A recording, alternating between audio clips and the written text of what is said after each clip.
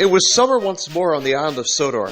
The engines were busy once more, carrying goods and passengers to their destinations on time. One summer evening, Paxton was backing into the sheds at Vickerstown. Opposite were Farnsworth, the express diesel, and Shane, the Class 67.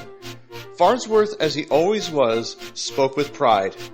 "Shane and I are to take a special passenger train together to the mainland. Fine people will see fine establishments, and other fine people will see much fine beauty that never fades." "Sodor's beautiful, Farnsworth. What makes you so sure?"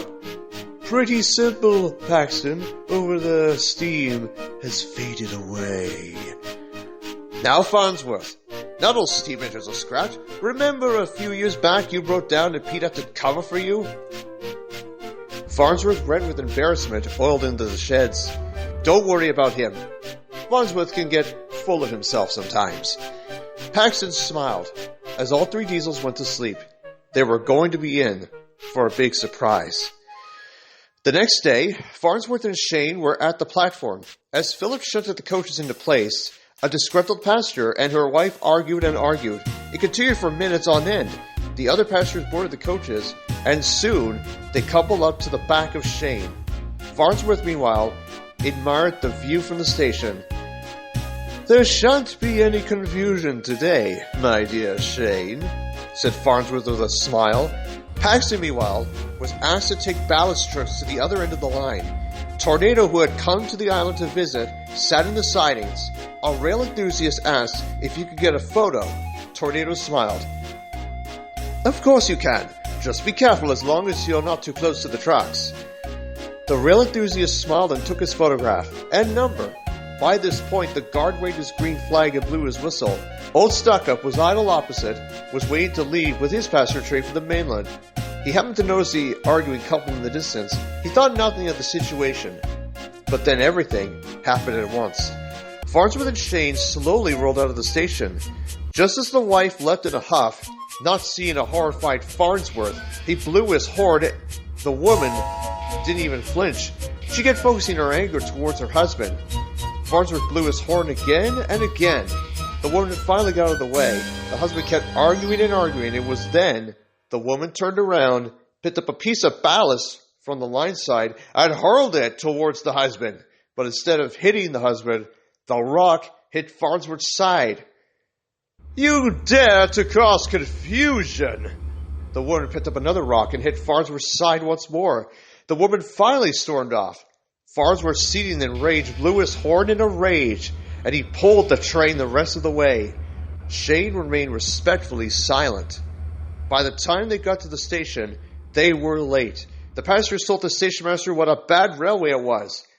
That was till a familiar voice cut through the air. "Attention passengers!" The passengers turned to see Sir Todman standing on the platform. "I have received a lot of complaints from Vickerstown regarding a woman and her husband.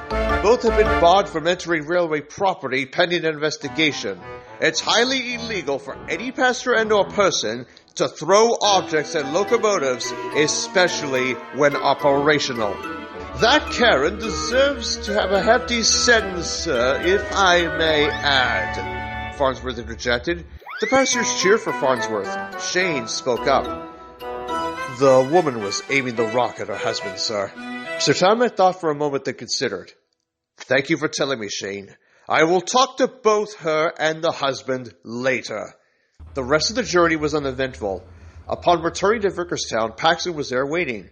"So a passenger got to you, eh, Farnsworth?" "The Karen will be going to jail, I bet, even though her aim was not entirely all on me." Then Paxton realized he had only brought 2 of the 7 trucks of ballast needed. Worse still, the 5 ballast trucks were nowhere to be seen. Then Philip arrived. "Say, Philip, where were those other ballast trucks I was supposed to take?" "In the outer use siding. One of the couplings broke when you set off this morning." Paxton set out to find the trucks. Once all cleared, the diesel set off with the remaining ballast trucks. "Not a Pebble too soon," remarked the driver as they took the trucks away. Shane then oiled next to Farnsworth. Sorry about today, Farnsworth. Remember, Predicament will decide about the couple's future. Farnsworth had to agree. Fortunately, a few small scratches were all that Farnsworth had in the incident. He was given a rub down and a repaint. By morning, Farnsworth was good as new. In the days after the incident, Predicament reprimanded the couple, mostly the wife, for her actions. Both were taken to anger management counseling for a few weeks.